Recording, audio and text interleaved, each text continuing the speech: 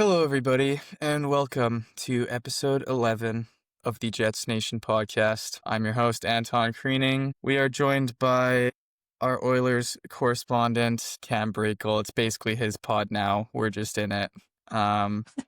Breaks, how you doing, man?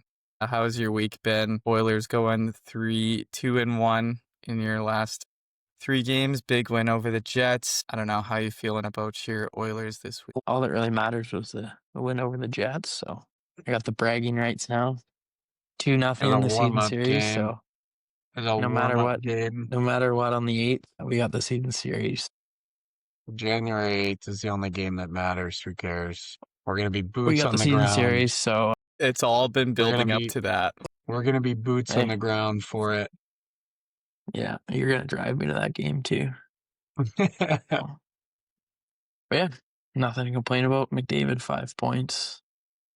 Had a little bit of a stinker in Calgary second game, but can't win them all. So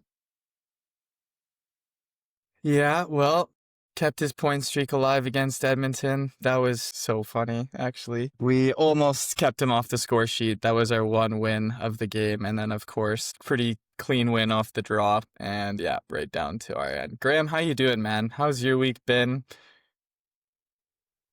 How are you feeling? It's definitely been better. I mean, not entirely the greatest week for Jets, but I guess Canada's doing good at the World Juniors, so that's good. Yeah, that's about all I've got. Jets could be better. Canada's good, and that's that. So Is Canada good, though? Are we good? Do we think this team can win? well, we'll find out tomorrow night, I guess. Yeah, that'll be the our biggest test so far, obviously. At least we beat the absolute piss out of Denmark because people were complaining about how, back in our day, we used to beat the ever-living shit out of these teams, and now we're going to OT and shootouts with Latvia. So at least we beat the ever-living piss out of Denmark. Although it did upset me a bit, being quarter Danish myself. I hate to see that. But yeah, excited for tomorrow's game. World Juniors has been fun to watch. That Perrick is nasty. McKenna's been okay. I don't know. Breaks, I know you had some thoughts on the World Juniors. Do you want to break it down for us? What have you thought about our team so far? I don't know if it's other countries just getting to our level, or if it's us not picking the right teams, or if it's us playing down to their level. But like Czechia's been in it the last 3 years. Like they've beat us the last 2 years. They kept it close. Game 1, that Latvia game just made me so frustrated. It's like, how do you not beat Latvia single-handedly? Like last year you lost them in shootout, and then this year you come out with a kind of a stinker.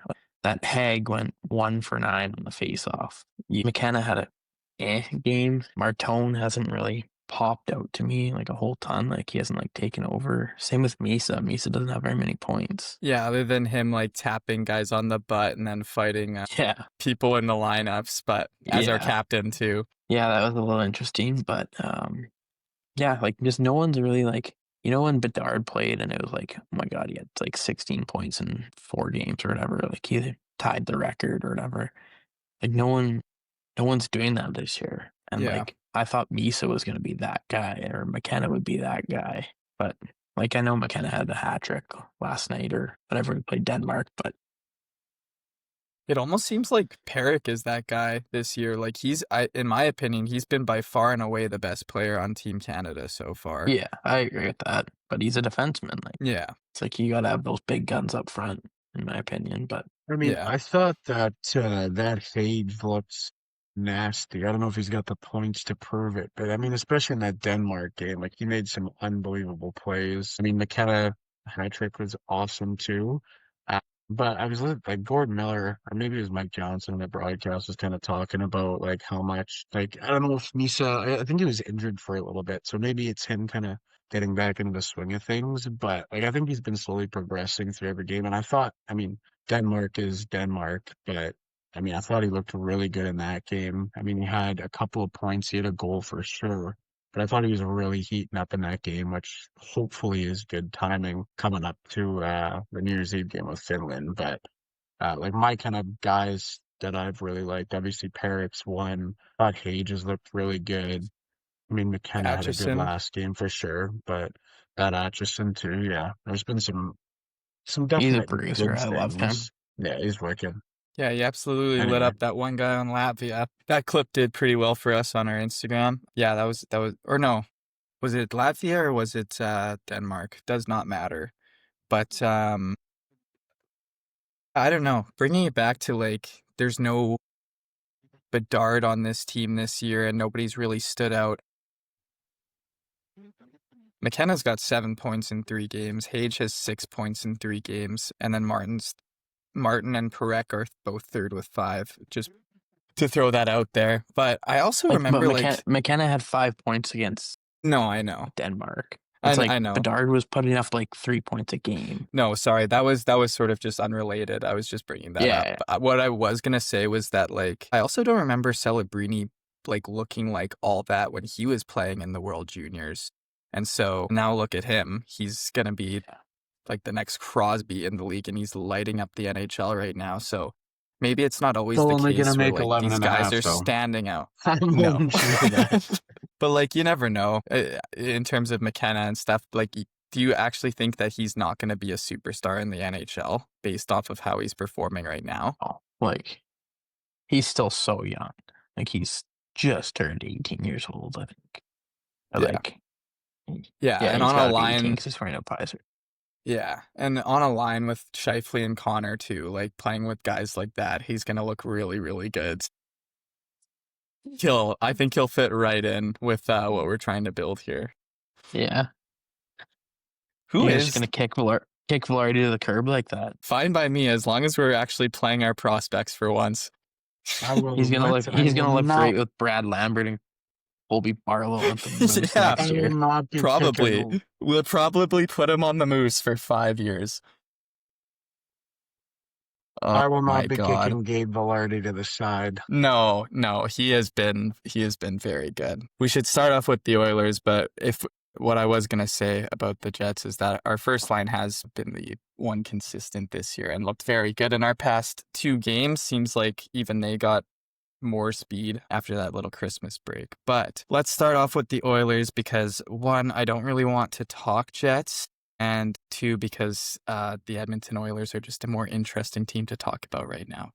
Going back to, I think it was Tuesday, 5-1 win over the Calgary Flames. I don't know if you want to talk about both the games against the Calgary Flames, but we'll start with the first one. I mean, based off of what I just looked at, McDavid, Bouchard, Hyman, Huge were your only source of offense in that game. So I guess my question is to you, do you feel like that you're sort of similar to the Jets in a way that you'll most of the time, except against the Jets, only have one line that's contributing? That 5-1 win against Calgary was interesting just because Calgary was so undisciplined. Okay. Like they were just taking penalty after penalty after penalty. And then when the power play gets humming, like it's impossible.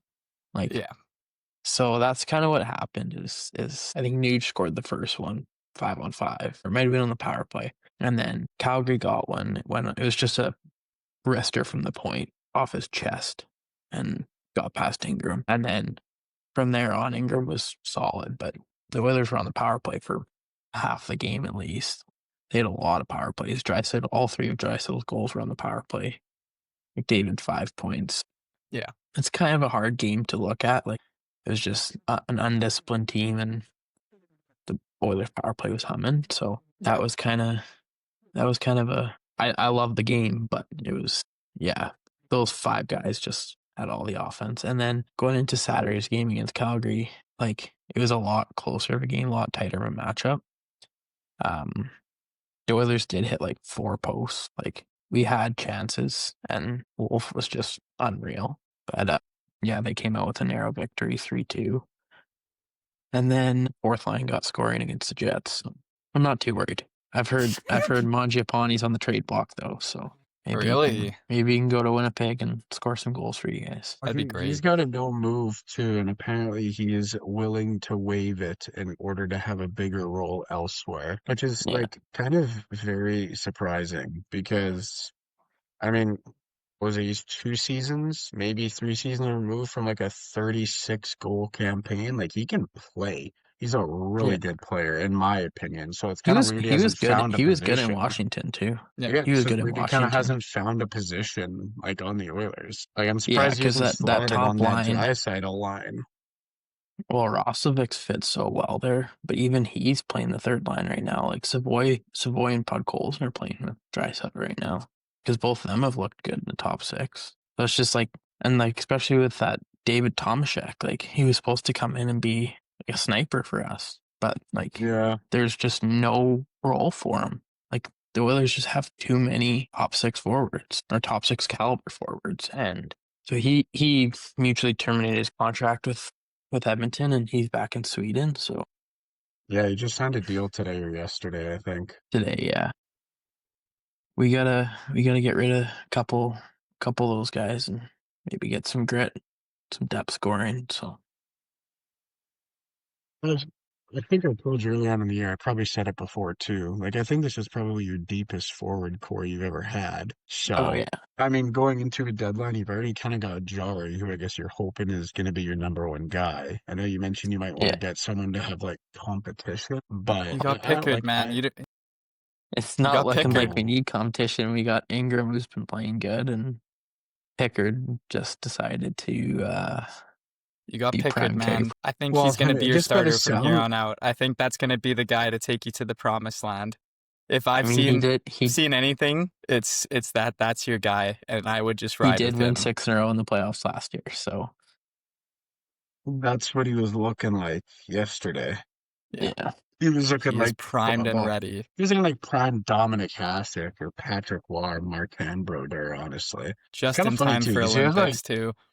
he doesn't have like a really like conventional method. Like he no, doesn't he's slide like very well, so and like weird. it's like even that goal that His Lowry scored the positioning other is day, awful. it was weird. Like, and he doesn't like push and slide with the penalties. Like he almost does like the Avery, like he kicks out a leg. Yeah, It's funny. well, they were trained by the same guy, both trained by Sonny McNaca. Eckerd was? Yeah, That's Hmm. cool.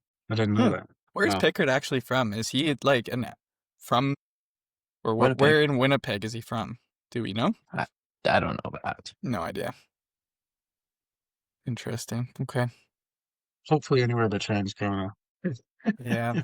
What did you think about Monday's game? What was your big takeaway from there? Max I Jones thought the looks Jets. good. Max Jones is a firebug out there. Never heard of that guy. We got him in the trade from Boston. Trent Frederick. Okay. We got him in that deal last year at the deadline. Yeah, he played I think 7 games with us last year, and then got sent down for the playoffs, and then I think this is his second or third game this year with us. But yeah, he looks fired up to be back in the NHL. So Is you he a kind of D need or a those guys. forward? He's a forward. Uh, He's like our 4C. You kind of need those guys the guys that are just dying to be in the NHL and know if they fuck up, then they're going back to the AA. So those are the guys that dig in the deepest, and I like them. So Yeah. it'd be nice if we did the same thing with our guys. Yeah, that would be great. Maybe, we actually pull out that game. And if I can transition into the Jets in that game, I mean, we played pretty well. I'd say it was still our first line contributing most of the offensive chances that game, but even like our bottom three lines looked better. I thought that was one of the better games our second line had. I don't know if Graeme, you agree with me on that, but in my opinion, that game could have gone either way. Do I think it was like we wholeheartedly deserved to win that one? No, even though like the shots were 40-19, which I'm pretty sure is like 20 over our record high shots this year. Um, but yeah, we just couldn't find the back of the net. So I don't know. In these past two games, I mean, I've liked our play a little bit more. I still think it's our first line, but I mean, Graeme, what did you think about the game on Wednesday or on yesterday against the Oilers? Like, did you think we deserved to win that one? Did you think it could have gone either way? I think we played better than the Oilers did. I think that our first line showed up, but clear that when they don't score 2 to 3 goals a game, it gives us a very minimal chance to win. Thought that the Lowry line, most of it barren. I thought he had a really good game. Obviously had a huge contribution on that goal with a good forecheck. And then what I'm pretty sure getting the puck on net for the Lowry rebound. But I mean, I don't know if I'd go as far to say our three lines played well. I think better than they have, but I mean, it's just, I think it's incredibly disheartening that we got stoned by Calvin Pickard, who had the worst Yeah. NHL save percentage in the league. And I mean, you look at those goals, Roslovic's goal, I think that's literally just the way that the season's going. Like, I was gonna pull these up a little bit later in the show, but I've got some stats for you and some questions, but that loss to the Oilers marks 6 straight losses, which, I mean, I could probably fact check this in 2 seconds, but I cannot remember the last time, I would say minimally in the 20s, that the Jets have lost 6 straight games in a season. I don't think that's happened minimally since 2020. I could be wrong on that, but I mean, that's obviously low. And that game marked 19 losses in our last 25 games. We had a couple overtime losses, but I mean, whatever. Those are still losses. That means that we're a combined 6-19 in our last 25 games. Could you imagine if we didn't start the season 9-3? Yeah. Here's another You'd be crushing stat for last in you. the Western Conference instead of tied for We'd be last. last in the We league. Here's a crushing oh stat I for was you. gonna say we So, are last in the Western Conference. yeah, so the blow it up Nashville Predators now sit 4 points above the Jets. The blow it up St. Louis Blues now sit 4 points above the Jets. So we sit seventh in the They're Central. gonna make the We playoffs. are But now 20 points behind the Wild for third in the Div, 23 points behind the Stars 20? for second in the Div, and we're 31 points behind Colorado. We're 20 points out of I did third, not realize we were 20 points out from 20 Minnesota. points out of third place. What? uh, This is an impossible question. What would what would have to happen for us to come back and take that spot from Minnesota? We would, we The 20? would, Oilers would have to trade you McDavid and No, Draisaitl that's not what I meant. for That's not what I meant. I meant more so like Minnesota would have to lose half of their games and we would have to go like undefeated, essentially. Right? well, Something and like that? Because there's the 40 craziest part games left in about the it season.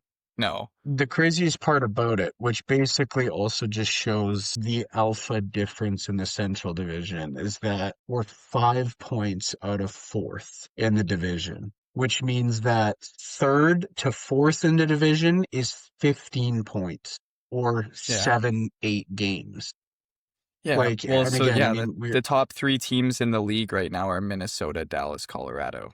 And yeah, Minnesota is 3 points ahead of Carolina, who's fourth, yeah, yeah, first in their division. yeah.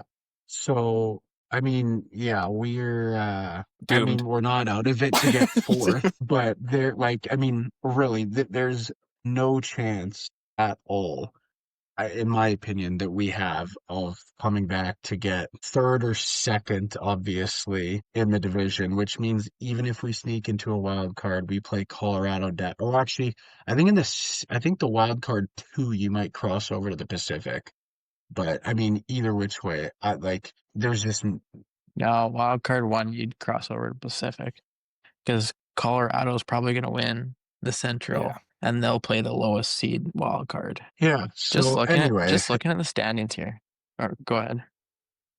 well, no, I was going to go on a little bit of a tangent with some also stats to back up why we're as low as we are, but go ahead. I'm just kind of looking at like the league standings. Is the East much closer and better than the West? Because Columbus is the last place team in the East right now. They're sitting in 24th in the league. Like Seattle, Utah, Nashville, Calgary, St. Louis, Vancouver, Winnipeg, and Chicago Yeah. are all below the last place team in the East. And then even above that is LA and San Jose. If the Blue Jackets were in the Central, they'd be in 4th position right now. Yeah. Like That's crazy. It's just Utah, the Nashville. East is just so close. Like literally second in the Metro is the Islanders at 21, 14, and 4 with 46 points, and 8th in the Central has 40 points. The Canadians are second in the Atlantic with 48, and the 8th place team is 41. Like there's not much disparity between top teams to bottom teams in the Atlantic and Metro, but I mean, the Pacific, it's a little bit further apart, but like it is so leaps and bounds insane. Just the difference in the Central Division teams this year, it's unbelievable. Yeah. Yeah. So I guess the case could be made Every that other division's close. the East is better than the West, but the West's best teams are better than the East's best teams. Yeah, the West is top heavy and the East is just deeper. In particular, the Central, which, yeah. But like in a 7-game series, okay, are you taking, let's say, Vegas over, like I'm taking Vegas over Detroit, Montreal, Carolina, the Islanders, Philly. Every team. Like every team, I'll take them any day except for maybe the Lightning and the Panthers. Other than Florida at their best, like with Barkov Florida back, and Tampa, like even Carolina. I would take them. Like I'm still taking Colorado. I'm still taking Dallas. I'm still taking Minnesota. I'm still taking the Oilers over Vegas. Yeah. Maybe not Minnesota. Yeah, I mean, they were close last year with Hughes now. And maybe. they've got better. Yeah.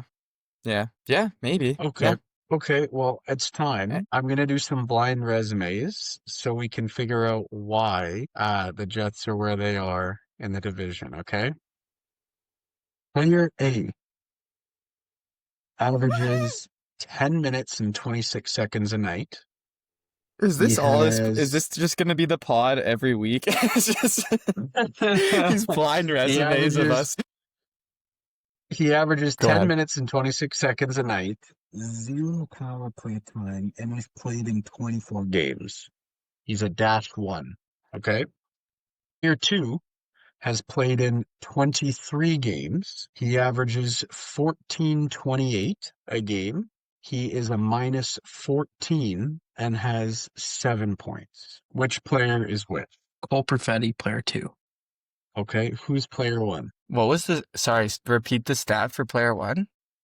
10 minutes and 26 seconds of ice time a night, 0 power play time, -1, 6 points. Morgan Barron. I don't know. Cole Hepke. Alrighty, blind Yeah. resume number 2. Blind resume number 2. Player 1 is averaging 11 minutes of ice a night. He has 6 points, is a +4, and has played in 31 games. Player 2 is Cole Perfetti. What was Morgan player Barron? 1? So 3 minutes less a night, +4, 6 points, 0 power play time. Tanner Pearson. Alrighty? Alrighty, hold on. We're gonna bring salary cap into this one because this makes it all the while better. Look at us making me frustrated. Okay. 15 minutes a night. Team worst -15. 10 points in 37 games. $7 million a year. Okay. 16 minutes a night. 12 points. -1, 37 games. Jonathan Taves, player 1. Jonathan Taves, player 1, making $7 million. Logan Stanley, player 2. Alrighty, I've got one more stat for you because I'm ragging on him, and this is probably the last That's a time I do it positive for a one, though. while. That's a good one. That's a positive one. What a year Stanley's been having. How many points does Jonathan Taves have in November and December combined? 1. 2. Okay, well, you guys lowball. It's 4. But he's got 1 in December, and he's got 3 in November, okay? How many points does Cole Perfetti have in November and December? 4? 3. 7. but they both played around 26 games. Perfetti is a second line player, first line power play. And I mean, his ice time's been down because he's been pooped, but I mean, he's Not averaging anymore. 14.5 minutes a game, and Taves is Well, he's averaging not first 15. power play anymore, but yeah, we should pay that guy. That is mind-boggling to me. Listen to this drop off too, okay? Top four scorers in the team: Kyle Connor 45, Mark Scheifele 45, Gabe Vilardi 33, Josh Morrissey 30. The next closest player is Nino Niederreiter at 15 points. Aaron at 13, Mello at 13, I follow at 13, Henley at 12, Eves at 10, Mestikov 8 points. 8 points in 37 games. It's Who tough. It's has tough who sledding out has here. 10 points on the Jets? Who's sitting at the 10-point mark?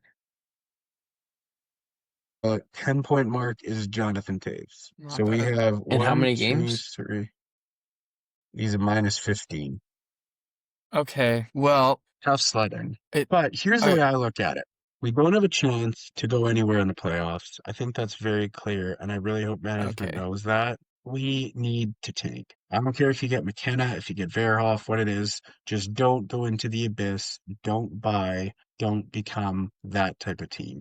That's what I was gonna say was honest. Like I was gonna ask you if it was bad that I was like even after the heartbreaker that was the Minnesota one, and honestly how heartbreaking the Edmonton one was with how well we played. A part of me was actually a little bit happy that we lost both those games because I don't think we should be trying to win games right now.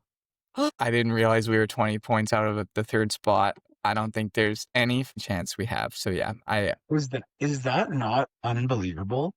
We're I'm not even halfway hitting the through the panic year button. and I'm just like hitting the button to say sell we're everything. half Like, we're halfway through the year only. We're like 37 games in and we're 20 points out of third place in our division. Wild. yeah, no, No pun sell it. intended. Sell people, take your lumps. Let's get a good pick. Come back next year because yeah, this team is just not gonna get it done. They're not. Crazy. Even if we If you're somehow, talking selling, who are you selling? that's Like the you're not thing. selling Who's Scheifele, you're not selling Connor. no? Artie's young as fuck. Morrissey's good. Like you're not selling him. There's You nothing sell to Perfetti. sell. Sell Perfetti. Perfetti, Nemestikov, Pearson, Nyquist. Who's gonna want Pearson them? I don't know because we don't even want them. So Pier- like, Pearson could easily go slot in on a fourth line checking role on a team. Kepke yeah, could go slot in on a third line fast skating line. Kepke could slot in on a fourth line somewhere. No one's Yeah, gonna want Pearson. He's too old and slow. I think he Perfetti, could someone slot Perfetti. in our I fourth mean, line I think if we Perfetti's a played him. good player. I think he's got a lot of skill. I think it's like I don't know if it's the season, if it's nagging I injury, think if it's Perfetti needs to pressure. play I think with he a just lot need, of speed and skill. He's Like missing he's he's Ehlers. he's missing that Ehlers. Like, yeah. even though Nemeskov was playing with them last year, like he's still got that speed. Like you put him on a line with a couple skilled fast guys on some second line somewhere. I think he Yeah, performs. Maybe, yeah. You'd get something for Perfetti for sure. yeah. He's a good But I mean, playmaker. like He just has no one to make a play to. He's dishing it off to Nemestikov, who's just gonna turn over the puck, or Taves or Lowry. Like he doesn't have a skilled line driver on his line right now. but I mean, we're also Would talking you about a guys sell top 10 Pionk pick. if you were to blow it up? No, So Pionk, no. no. He's 30 if you're gonna blow it up. I don't think we. Well, if I don't think we need to blow it up. I just think we need to take our lumps and get a few bad apples off the team. I don't think we need to sell everyone. Well, I mean, it's an interesting position to be in. Like, I mean, obviously the moves this season and not bringing up young talent is because they want to win, because we've got a lot of guys that are old, are past 30. And I mean, we're the most quote unquote experienced team in the league. Come playoff time, is that going to work? If we get in, I don't think that experience is going to beat Nathan McKinnon going 100 miles an hour and roofing it on you, but who knows? But yeah, it's like, I mean, I think like putting it into perspective, it's just like, one, does management again have the balls to bring up young guys and waive or sit the old experienced guys we brought in. But also it's like if we do that, also yeah, like we're giving up for the year. But then it's like, if we go into a rebuild, what do we do with Hellebuck, Scheif, Connor, Velarde, Morrissey, Pionk? Like and Sandberg. Like we've got players. It's just we don't like. It's just we've got a first line that can compete with anybody in the NHL, and then we've got essentially three third lines or three fourth lines. Like, I mean, it's not like, I mean, other than maybe that Oilers game, like, it's not like we're getting shelled 6-1, 6-2, 7-3. Like, games are close, we're 4-3, 4-2, 5-3, 3-1, but we don't have any depth scoring like we had last year. And I mean, depth is like third and fourth line. Like, we don't have second line scoring. We don't have any scoring other than that first line. Like, you know how Trade their crazy of a drop Mangiapane off in a that is? second for I No. mean, you probably don't even do that, but it's just like, you know how crazy of a drop off that is for your top three guys, your first line to have 45, 45, 33, and then your next closest forward at 15? Like, that's an insane drop off, let Let's alone move on. both too. let's let's move on. I don't know, man. Like, We've done what? I want to be positive. It's just like I don't know where to go. I don't know what to do. We know what to do. We got it. Let's Chipperkoff, Lambert, start playing some young guys, get them the last 40, 50 games here, give them experience. Season's done. It doesn't matter. Let's get them acquainted with the NHL, put them in the lineup. That's it. That's all we can do right now. And then you try and just get can't though some unless of you our get bad. rid of some of these guys. And that's what we have to do. Yeah, you could send Kapke down, but like Ross I think Nyquist. Kepke's on a one way. I think all the guys we signed are one ways, so I'd have to clear waivers. But I mean, if I'm Nyquist, if I'm Pearson, like I mean, I mean, I don't really know what kind of leverage they have, but I'm sure as hell not getting sent down to the minors when I'm 30 plus. My ideal lineup would be Shifley, Connor, Velarde.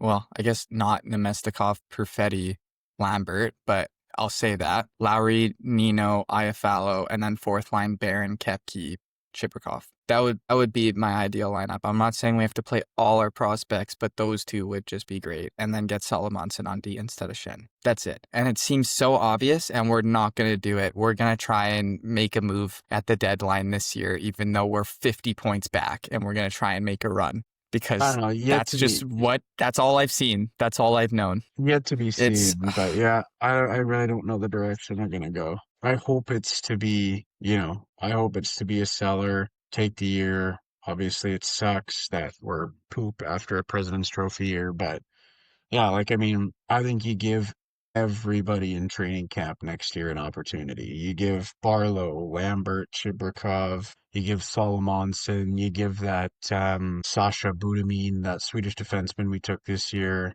Like you give like everybody an opportunity, man, just to show something. we're just going to move up the entire Moose team. And we'd Parker still probably Ford, be better. Parker Ford, you got that Samuel Fagemo, you've got who's that Brandon guy breaks, the defenseman that we picked up. Cale Cal Clegg, Clegg, right?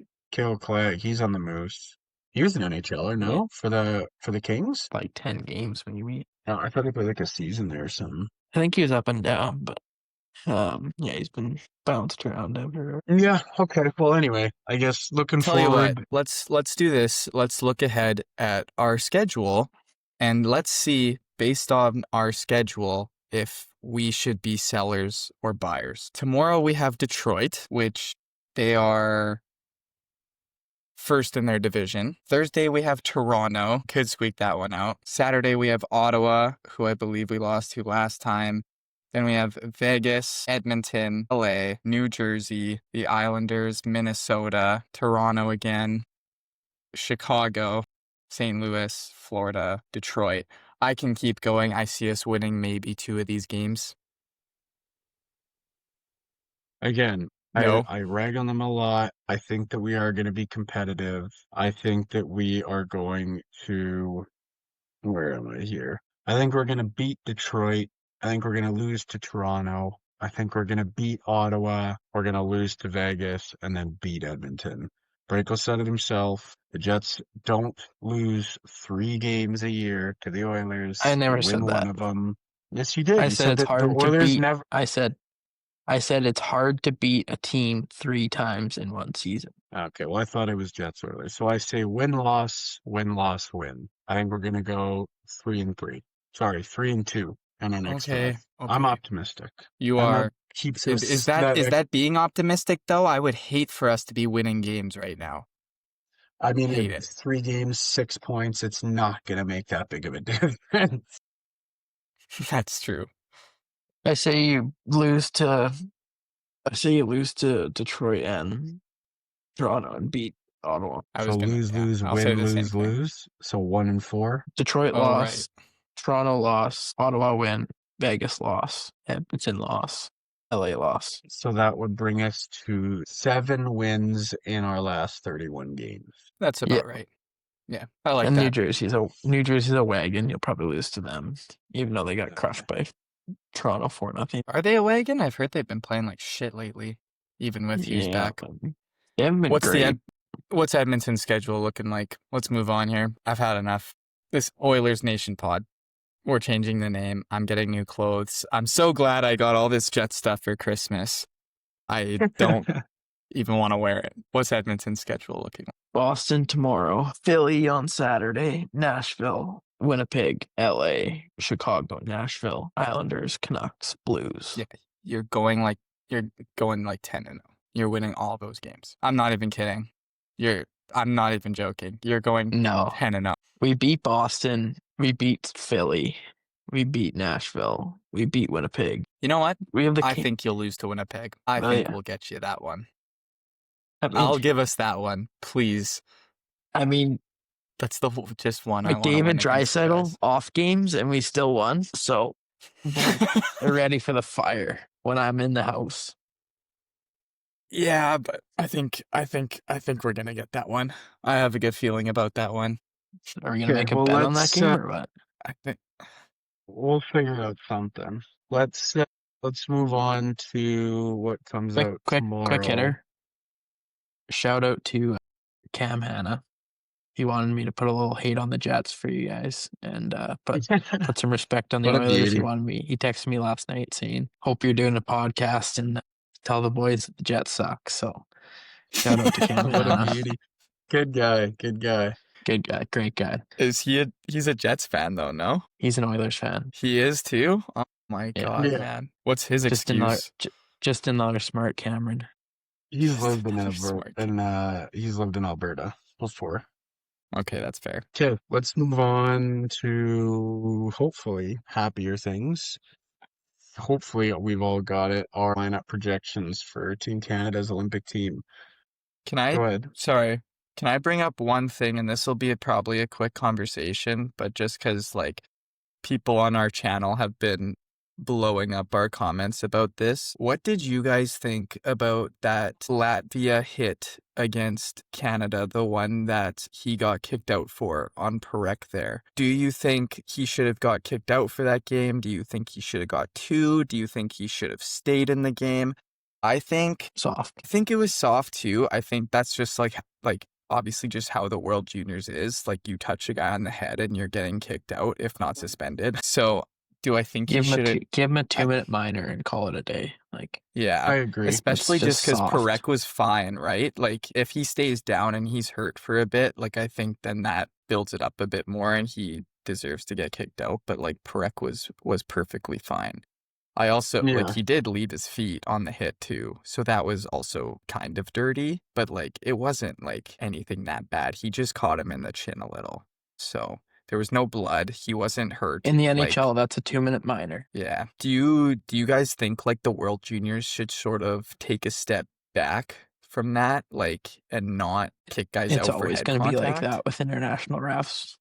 Yeah. I mean, I also think that the whole idea is good because it's promoting safety in the game. But I mean, it's just a difference in league. Like, yeah, NHL, like, I don't even know if that's called, let alone a 2-minute minor. But I mean, especially for young guys, like, it's just safety. So, I mean, I think it's dumb to take a step back. But I mean, there's also been a lot of reviews, like, on penalties, on goals, on everything in the World Juniors. So, I mean, I can't remember if that play was reviewed or not. I think it was.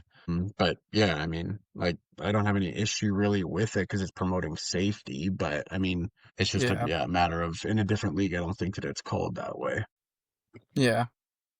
I guess like it's a good way of like being strict on the kids and holding them a bit more accountable because there's a lot more like hitting. The stakes are a lot higher than say like your average NHL regular season game. And like the emotions are pretty high for those kids. Like again, you see how undisciplined even Martone is and stuff. So it's just in the back of their head that like if they do catch a guy in the head that they're getting kicked out. So it does, yeah, make the game a lot safer. Dumb question. Do you think like players don't hit a lot more because they're scared to get kicked out of the game in the World Juniors? Like dumb question because it's super No, physical and super look fun at to watch, but Atchison. Look at yeah, Atchison. He's laying guys out left and right. There's a way to do it. That's his game though. Like a lot of yeah, the guys that go to World Juniors are skilled, highly yeah, talented superstars. Like that's not their game. You're taking the best under 20 players of all of Canada. Like it's all skill. That's I think why there's less hitting.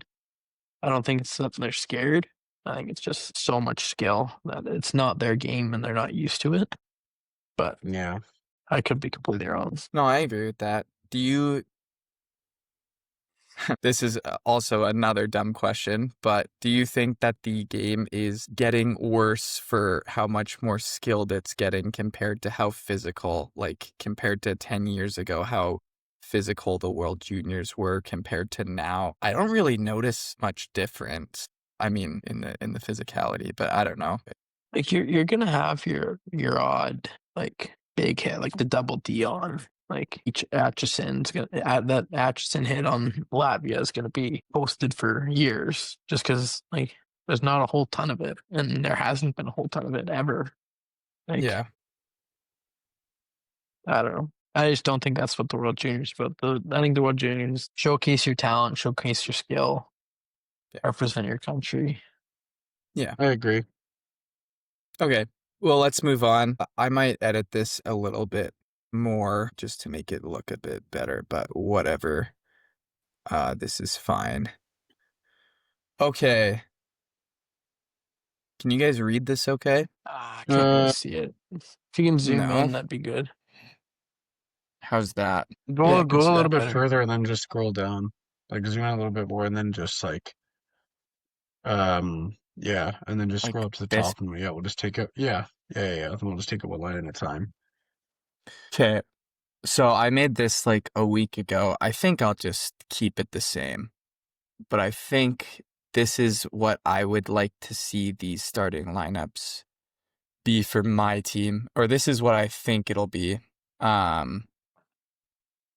McDavid, Celebrini, Marner, Reinhart, McKinnon, Crosby, Marchand, Bennett, Jarvis, Sorelli, Point, Hagel, Wilson, and Suzuki. I just added him today based off the leaks. And just to help me out here, who am I missing? Shifley, Thomas, I guess Konechny, but not really. Guard. Stone. Bedard, Stone. Actually, yeah, that's probably one guy I would put in. Jarvis? I'm going to leave it like this. Whatever. Taves, McCarr, Morrissey, Pareko, Theodore, Doughty, and Harley. What defenseman am I missing? Schaefer. Schaefer's the only Schaefer. one. I've also heard a bit about Leaguer. There would be, sorry to interrupt, there'd be two defenseman Two slots, right? extras. It's not like, I still don't even know if he'll make it. Who's another righty? Weaker. Yeah, I said like Dougie Hamilton, but I don't know if I'm going to put Schaefer. I think he'll be that extra guy.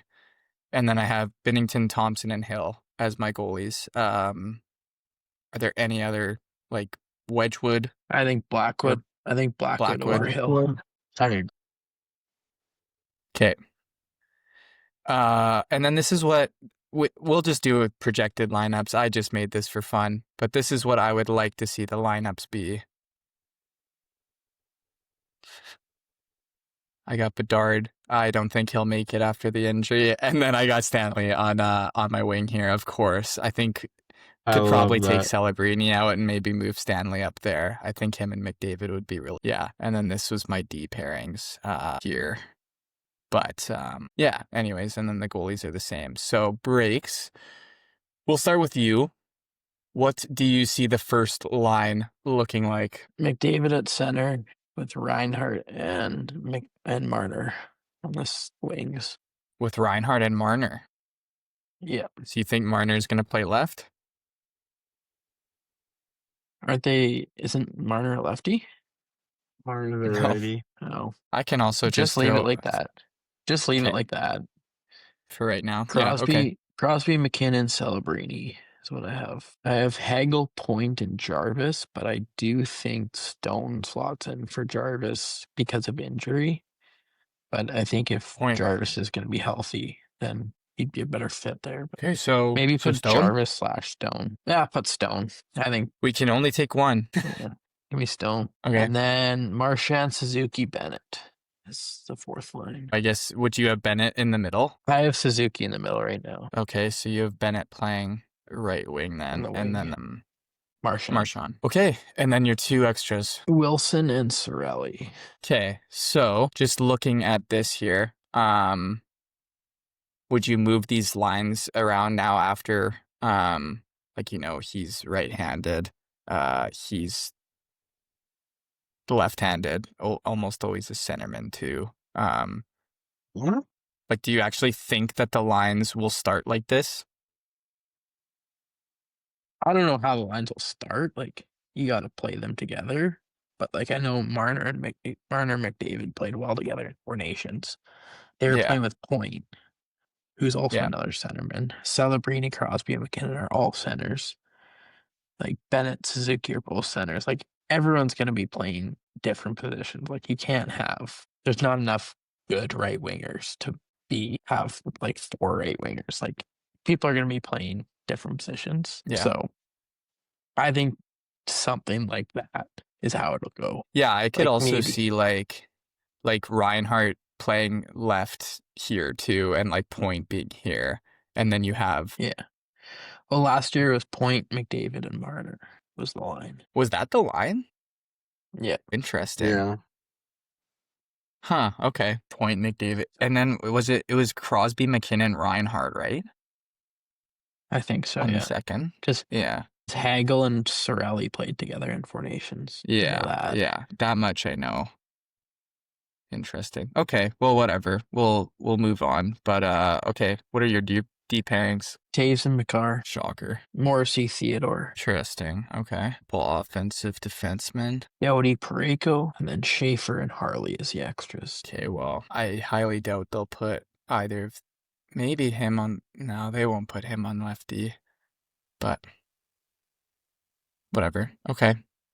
And your goalies. Thompson, Benner, and Blackwood. Okay, so that's your lineup. I like it. Okay. So you have no Scheifele, no Jarvis, no. I hope Jarvis makes it though. Like, that injury's over gonna Stone. fuck him up. But yeah, like if I was to pick, I'd have him over Stone. But I think Stone will make it just because of Jarvis's injury. Yeah. Yeah.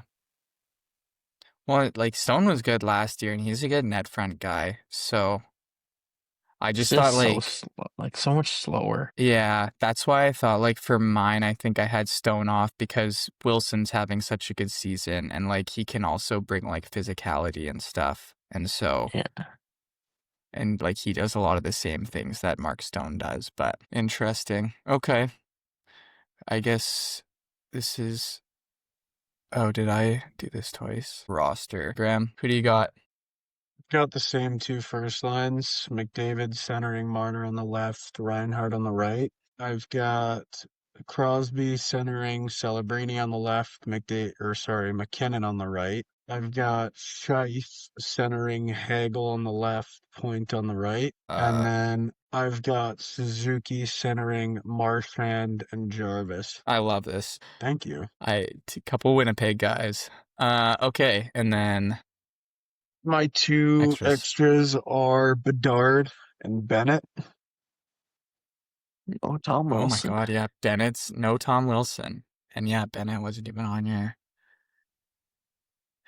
Okay. And then my D are Taves, Makar, Morrissey, Pareko, Theodore, Harley, and then Doughty and Schaefer as the extras. And Theodore. And then Doughty, Schaefer. And then same as Brackel, I've got Binnington, Thompson, Blackwood. Although I think that there's a chance that Thompson gets the game one start. I don't think he gets game one. I think Binner gets game one with a short leash. I think Binner, yeah, I think so too. Okay. Yeah, see, and this like makes sense too, because like, yeah, you have I could actually I could see Marner playing the left, and then obviously I could see McKinnon playing the right. Those are like literal like projected lines with players in their spots. Yeah. Because Hagel's a lefty, Scheif can center him and Point. They play together. Suzuki can center Marchand, who's a lefty. Jarvis is a righty. Celebrini's a lefty. McKinnon's a righty. The only line that's out of sync is Marner, McDavid, Reinhardt. But Marner can play the left, and he played with McDavid at Four Nations. Yeah. And then Taves is a lefty. Makar's a lefty. Makar's a righty, so on and so forth. Yeah. Yeah. So that actually makes sense. But who do you think like Bedard or Bennett could sub in for during this tournament? I think Bedard would come in for Jarvis. But you'd probably have to swap lines. And then I think Bennett would come in for Scheif or Suzuki. Yeah. Like Bedard could sub in like anywhere. Like he could go here, he could go for Jarvis, Suzuki, Scheifele. I would also I don't know if I put him on the left wing, but I'd love to see Crosby center Bedard and Celebrini. That would be fucking really cool. Yeah. Like old age versus new. Yeah. Yeah, that would be super cool. Interesting. Okay. 'Cause yeah, like, and then here, like I don't see Bennett playing. I'd see Bennett going center and Suzuki going here. That's fair.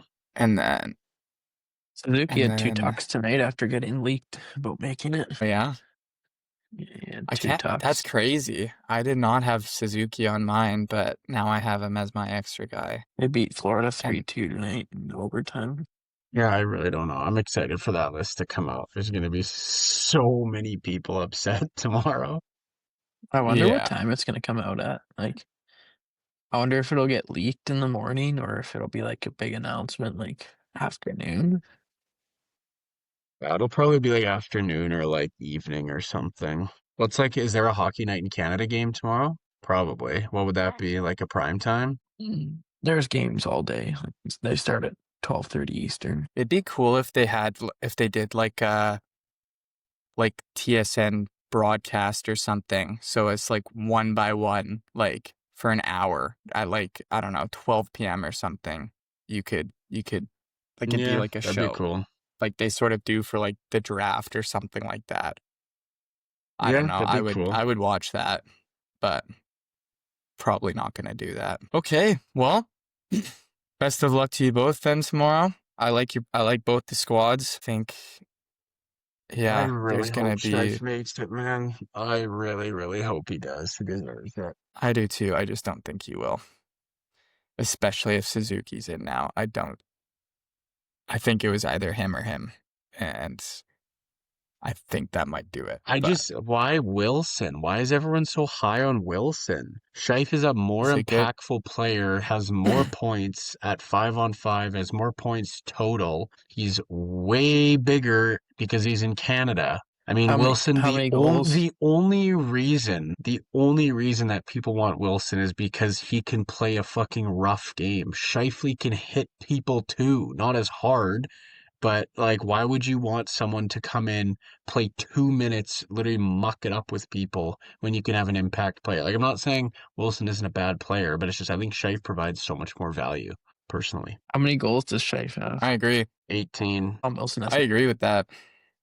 I think especially after what happened last year, and I know there's no fighting in the Olympics, but with the physicality that the US brought, I just think they're gonna take him at least as an extra guy just to throw him in the lineup for that first game against the US, like just to have someone. I don't know. I think that's why. And then again, like he's a good net front guy, like sort of like Stone. And Stone's been injured and stuff and had his struggles. So if you're gonna replace Stone with someone, I think Wilson kind of fits that mold a bit. So I would way rather have Scheifele in that lineup, but I have a feeling that they're gonna take Wilson over him, which is too Hope bad because not. I also do think Scheifele deserves it. But Wilson has 19 goals this year. He's a good fucking player. he He's is. a good player for He sure, is. but it's just He is. he's been a good player. I mean, a good player. He's in the NHL, but he's been a good player for 2 or 3 years. Scheifele has carried the Jets franchise for 15 years. Yeah. Whatever you want to call it, since he came into the league, what, 10 years ago, 11? I know he spent some time, but Scheif has literally been the focal point of an entire organization, and he's never had the opportunity.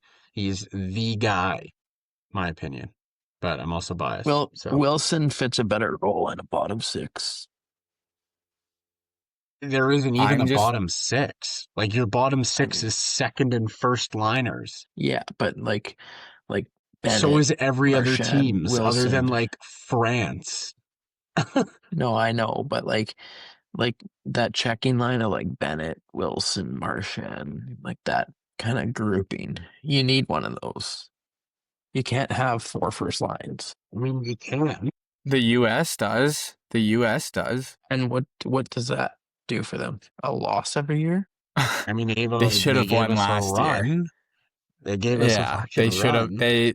I think it's safe to say they outplayed us in both of those games. I'm a firm believer that we got lucky in that gold medal game, but they don't really have a checking line. They just have I three mean, skill guys that can check. Other than Brady, like I wouldn't consider. I mean, Brady is skilled too, but he's sort of the same as Wilson, I guess. But like they have Matthew, Brady, and McAvoy. I don't think they have a certified checking line. You know, I don't know. I don't know. I'm just love the days where we would just take our most skilled players and the best guys every year and not worry about who's going to play the PK and stuff like that and who's going to throw checks and all that. Like I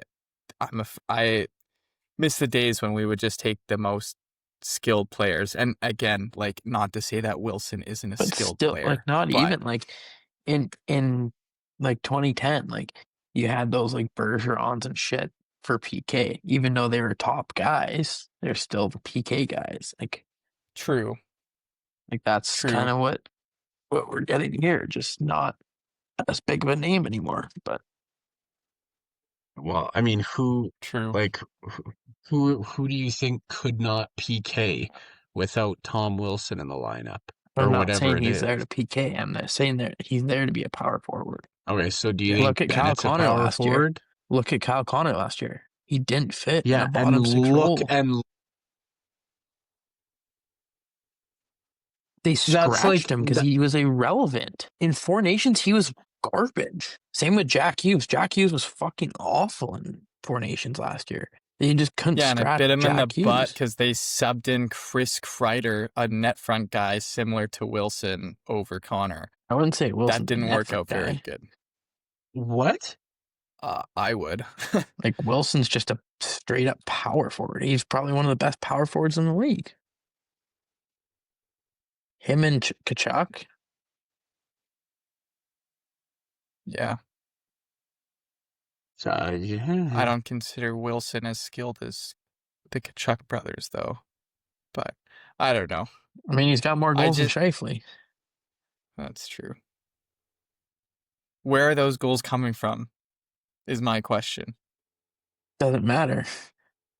Probably in front of the net.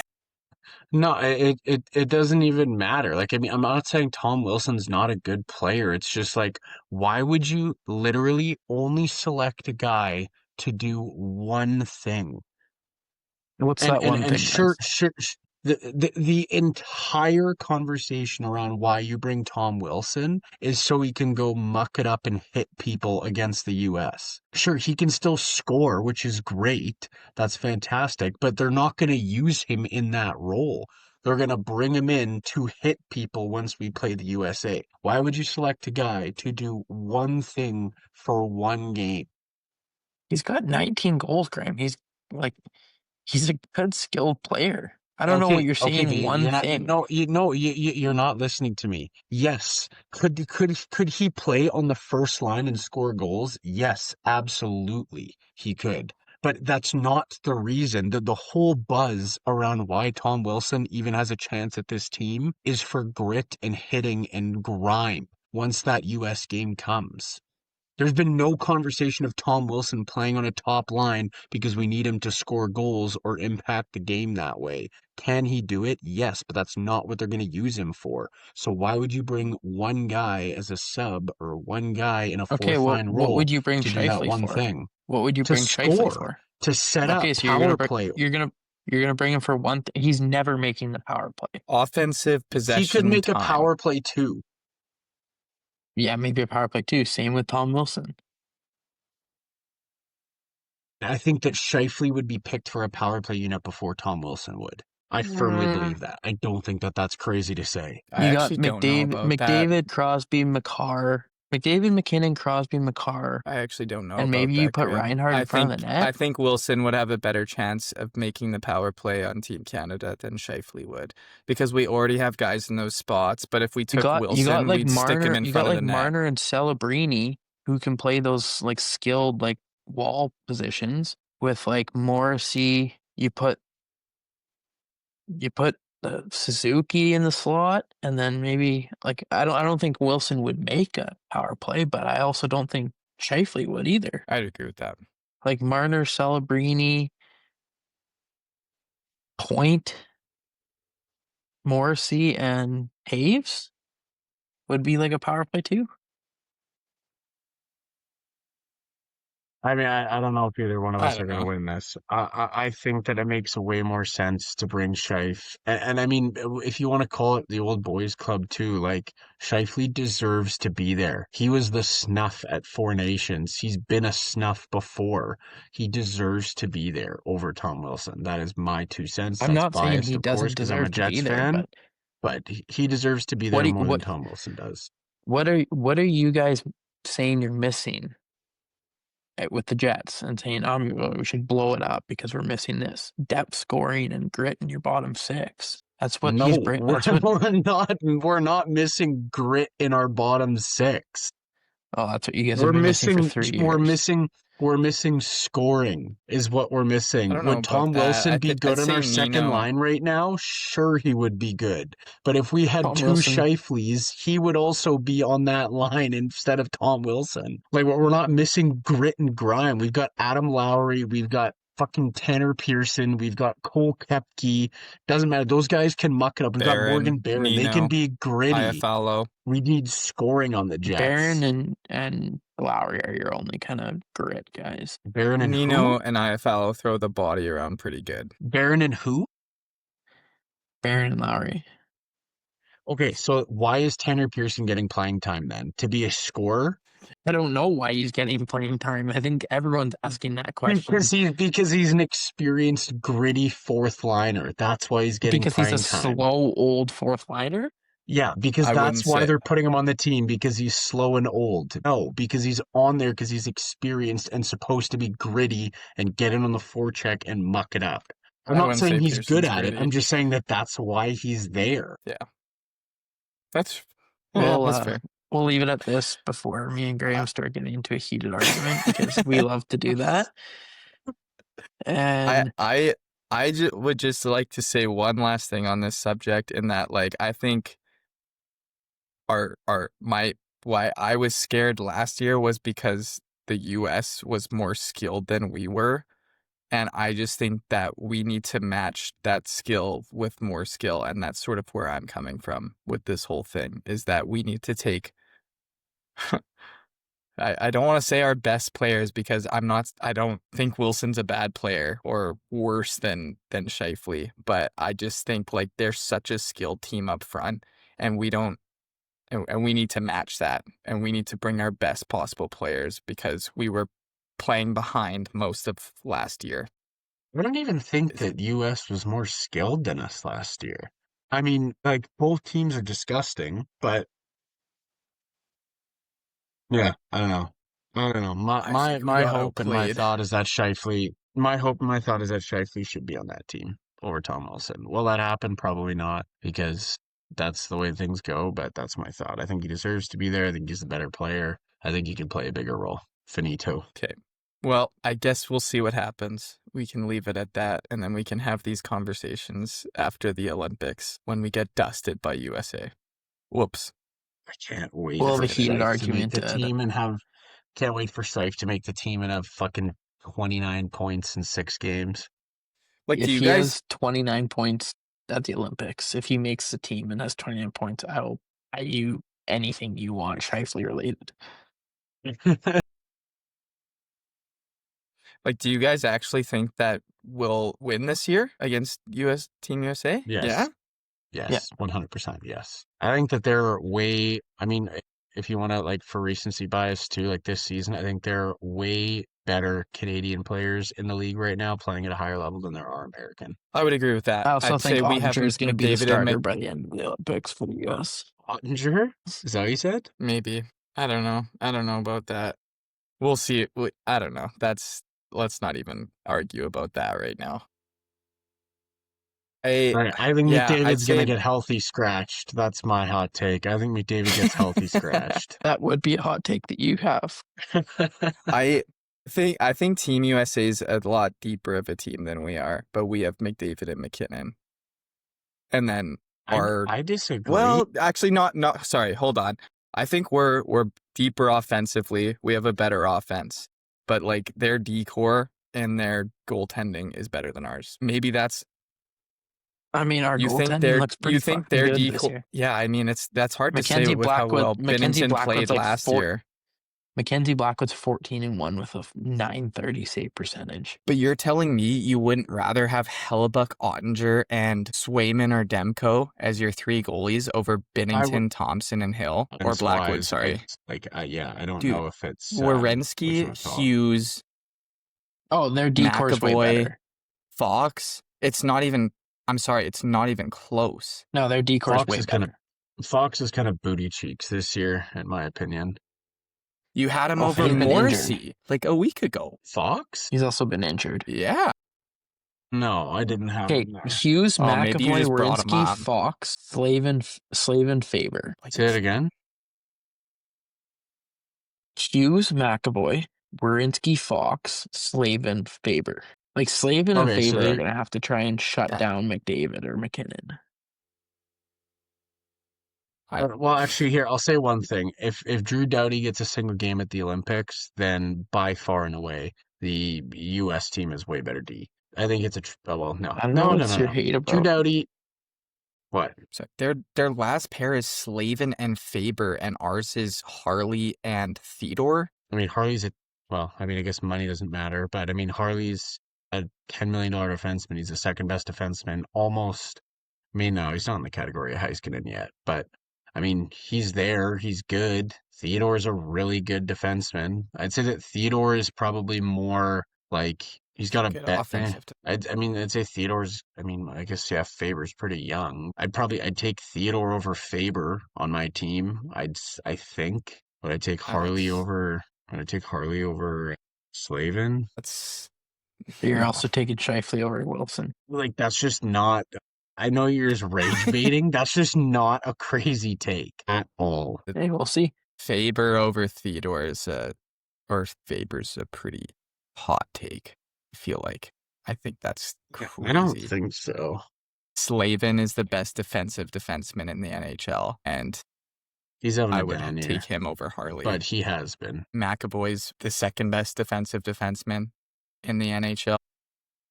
All right, so you're going back on so you think that McAvoy is better than Morrissey then? No, I said I said defensive defenseman. defensive.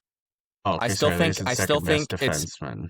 I think I McCarr was the one who said and McCoy. McCarr's the best defenseman in the NHL. Hughes is second. Werenski's third. Morrissey's fourth. And then after that, it's like So we've Heiskanen. each got two of the top. We split the top four defensemen. Okay, in the but then we go from there, and it's like Taves, Parayko? You taking Parayko or Theodore.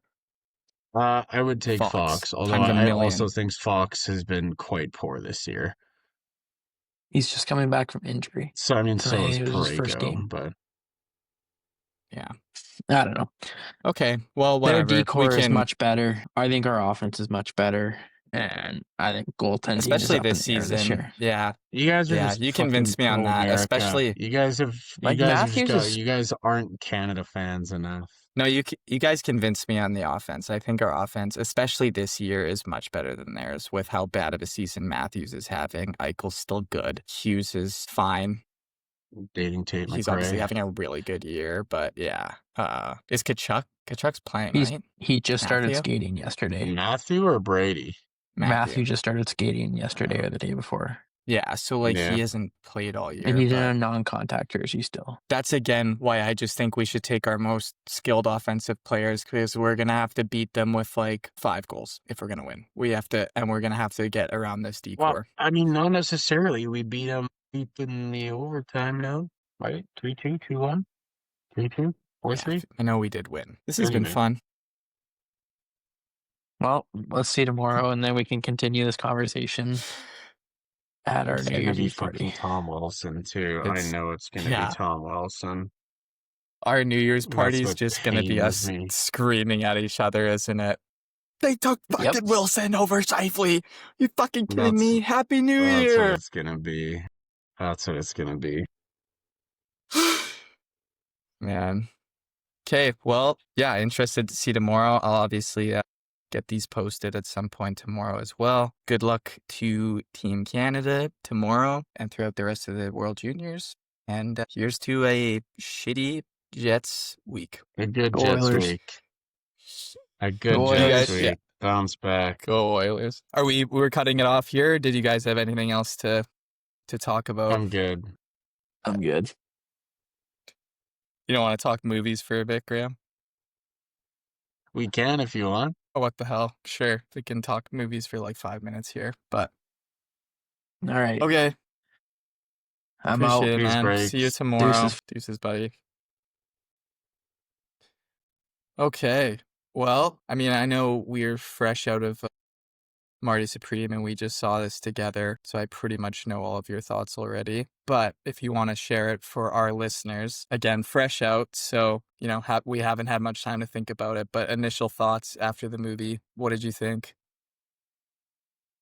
Not what I expected, but good, chaotic, fun. Those would be the sentences and words I'd use. I was expecting a biopic about Marty Mauser, him playing a lot of table tennis, and then him eventually becoming like a 17-time table tennis world champion. And that was like as about far from what the movie possibly could be. But I thought Kimmy was great. I thought Odessa, I can't remember her last name, was great. Azione? Yeah, Odessa Azione, Azione was something like that. great. I thought that she had a really good performance. And yeah, the whole storyline was just kind of crazy. I loved it. It was just so chaotic. It was like you could hardly take a breath. There's just one thing after another happening, but I thought it was really good. I really enjoyed the acting. I really enjoyed the soundtrack. I thought there was a lot of really good songs in there. Yeah. Overall, it was a really good movie for me. It was just not what I had expected at all going into it, which was kind of cool. So What would you rate it out of 5 stars? 4.5, 4. Probably 4. Okay. Okay. Yeah, that was sort of where I was in the middle of too. I had it at a 4.5. At the start of it, for like the first hour, I was like, not only do I think this is going to be a 5, but I might have this over one battle after another. Like for the first half of the movie, I was really, really enjoying it. Like it was super funny. Timmy was obviously great. The story was super interesting. And then at some point, I don't know if it was that beer that Shadow Vith handed to me halfway through the movie. Maybe it took me out of it a little bit, but like, I don't think so. I think it was mostly like, it was a lot. It was a lot. It reminded me of some other movie, but like, He's and like I kind of knew Wolf of like, Wall Street-ish. yeah, yeah, yeah. But like Wolf of Wall Street, it is like a perfect movie almost in my opinion. But it was just too much. And it was like you said, like I was expecting like a pick, and throughout the first like Yeah. it was just like it was a lot. It was, I don't know. But in saying that, like again, I rated it a 4.5 out of 5 stars. I still really, really enjoyed it. That was just sort of like why I took the half stars off, was because like, yeah, it was just it was a lot. But yeah, I think I had it at 9 on my Movies of the year, 2025 right? ranking. Yeah, movies of the year. Yeah, kind of makes me want to get into start playing some ping pong and stuff again. And I saw another thing I like hardly ever about actual ping pong other than like the first half hour and the last half hour. But watching those scenes were pretty cool. I know we sort of talked about that. Like all the ping pong scenes looked really Pretty good, good. especially like that first tournament Yeah. looked really good. The last one was a bit worse, but still looked really good. Be interested to know how much work they had to do on that. Yeah. Anyways, definitely one of my favorites of the year. I know I told you this, but I think I'd still have Leo as my favorite for the Oscars. Timmy should definitely get nominated. He will. What's her face should get. I'd have to look, but I Augusta for think like supporting actress? Actually, he's yeah, he was. Yeah. He's like a yeah, very yeah, prominent okay. like business mogul. He's been on a lot of TV shows. I don't remember him Yeah. ever dipping into acting before, but he was quite good.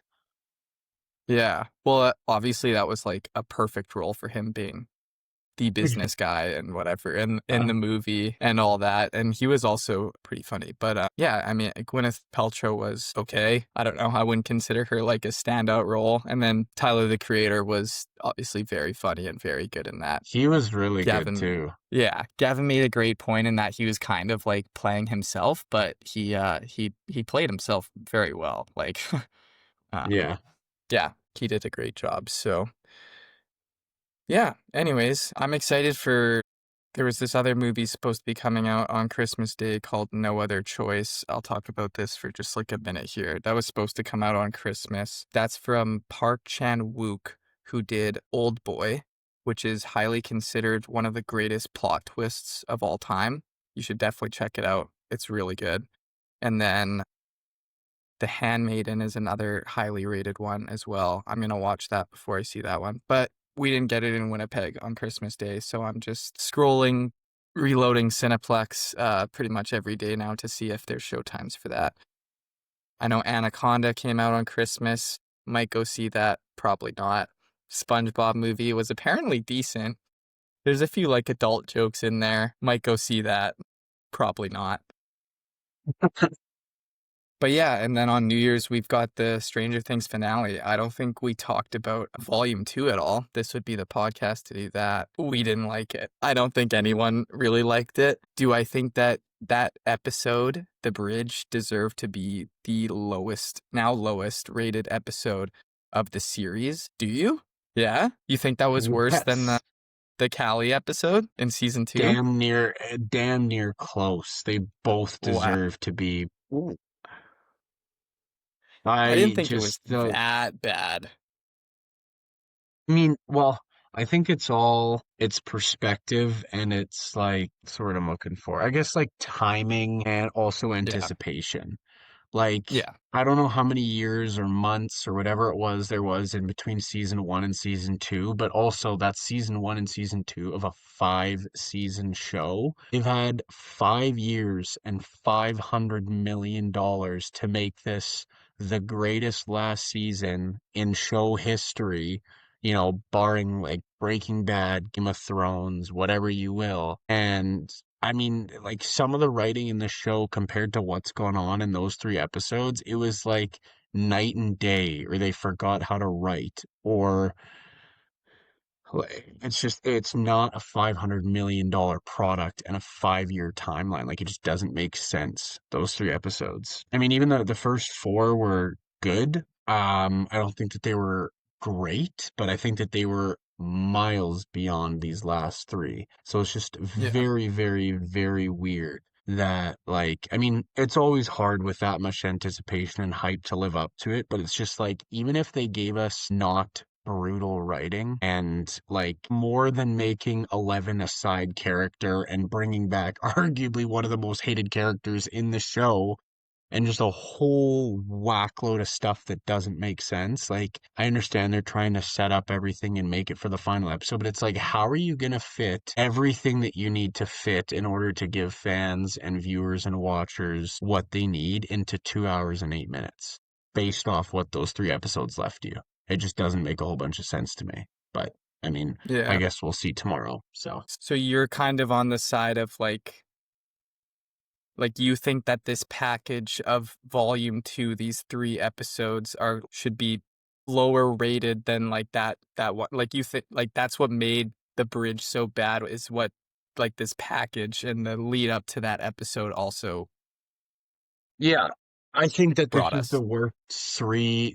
worst 3 episode run in the show's existence. That I can agree with. That I can agree with. I think it's the worst 3 episode run of Stranger Things for sure. Yeah. Someone made a decent point, and I'm not too sure how I feel about this, but that like Stranger Things almost got like too big for its own good, because and like, do I miss the times of season 1 and even season 2 where it was just like this, not like this, but like this small little indie sci-fi show and whatever. Like now it's like this big budget thing and they have to make like these grand moments and promote it for Christmas Day and New Year's Eve and stuff, when it's like, season 1 was just like, yeah, we're gonna release this show on Netflix. Hopefully like a couple people watch it and all that, and it ended up being this mega hit, and now it's like they're getting these $500 million budgets, and maybe that was like not good, because I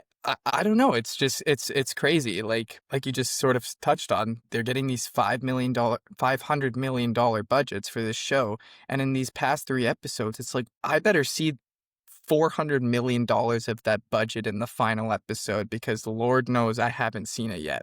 Other than that Yeah. Will scene, basically, and I guess some of the like with Holly and Max, like that looks pretty good.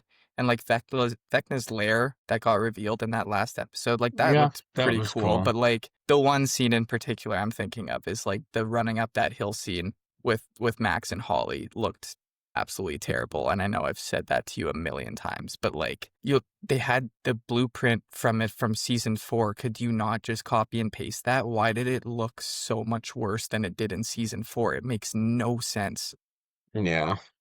with $100 million more dollars. I know this is a bigger season, I guess, but yeah, I don't know. I miss the season 1 days. That season 1 is one of the best seasons of television I've ever seen. And then season 2 is might be my second least favorite now after this new season. No, I still have it at last. We'll see what happens in the finale. But what would your Stranger Things season ranking be? Well, are we counting 5 so far? You can count 5.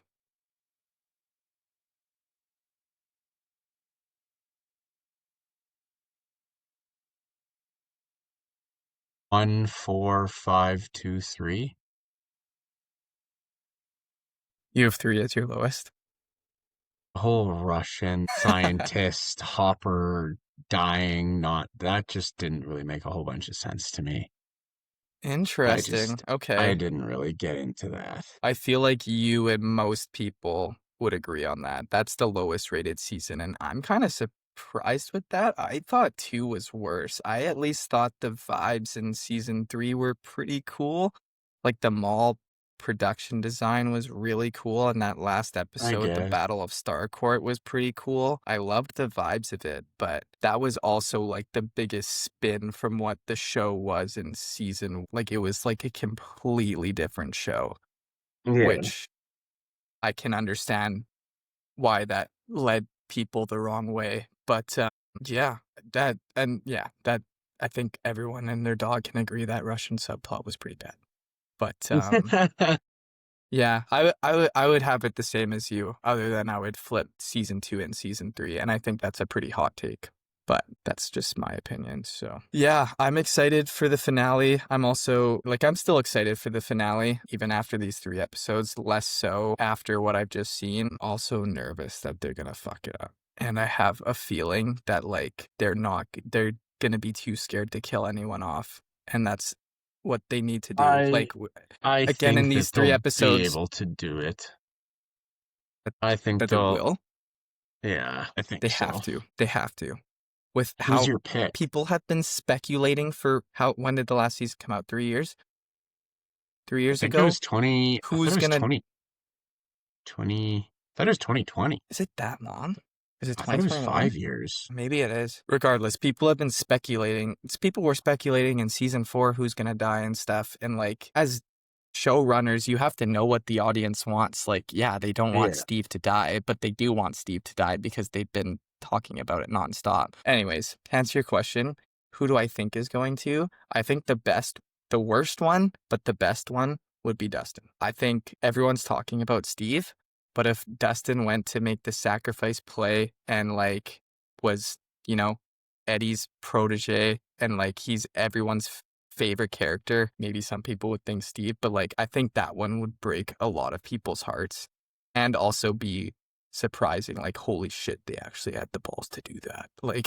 That's a good I answer. think that one would hit the hardest. I think Nancy and Jonathan should have died in that scene, so I think they'll make it.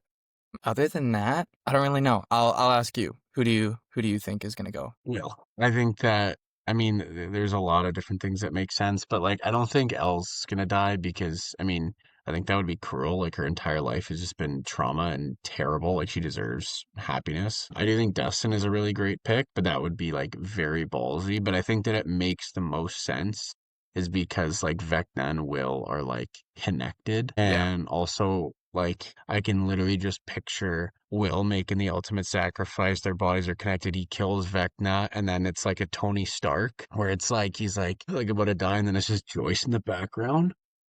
Yeah. It's okay, Will. Me and Hopper will be okay.